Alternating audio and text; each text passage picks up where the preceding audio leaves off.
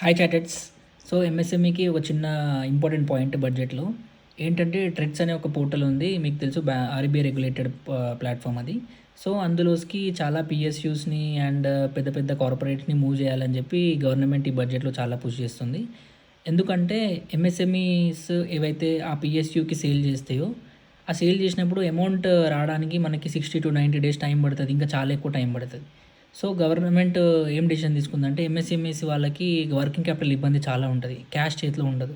So ఇప్పుడు for suppose ఒక MSME company ఉంది. అది ఒక పబ్లిక్ సెక్టర్ ఎంటర్ప్రైజెస్కి ఒక 10 lakhs వర్త్ సేల్ చేసింది. వాళ్ళు రిటర్న్ 60 to 90 డేస్లో అమౌంట్ ఇస్తా అన్నారు.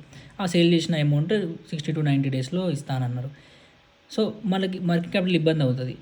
అదే టైంలో మనం ఈ ట్రెడ్స్ అనే ఒక పోర్టల్ మనం అప్లోడ్ చేసినామంటే బ్యాంక్ డిస్కౌంట్ ఎంతనో అంత బ్యాంక్ డిస్కౌంట్ చేసేసి మనకి అమౌంట్ ఇచ్చేస్తుంది. సో మనము ఈ వర్కింగ్ క్యాపిటల్ ఇబ్బంది నుంచి మనం బయటపడవచ్చు. బయట నుంచి అప్పు తెచ్చుకోకుండా అసలు ఇంట్రెస్ట్ ఎంత ఉంటుంది, ఇంట్రెస్ట్ రేట్స్ అన్నీ ఇష్టం ఉన్నట్టు ఉంటాయి. అదే ఇక్కడైతే మనకి కొంచెం బ్యాంక్ డిస్కౌంట్ ఆ ఇన్వాయిస్ పైన అమౌంట్ కొంచెం తక్కువ చేసి మనకి ఎంబటే అమౌంట్ ఇచ్చేస్తారు వితిన్ 2-3 డేస్లో. సో అప్పుడు మనకి వర్కింగ్ క్యాపిటల్ ఇబ్బంది కాకుండా ఉంటుంది. So thank you. ఎవరైనా ఎంఎస్ఎంఈస్ ఇట్లాంటి ఈ ఈ ప్రాబ్లమ్స్తో ఫేస్ అయిన వాళ్ళకి చాలా ఇబ్బంది ఉంటుంది. మ్యాక్సిమం ఎంఎస్ఎంఈస్ వర్కింగ్ క్యాపిటల్ ఇబ్బందిలో చాలా ఉంటారు. సో ఇది ఎంఎస్ఎంఈస్కి చాలా బెనిఫిట్ అవుతుంది. Thank you.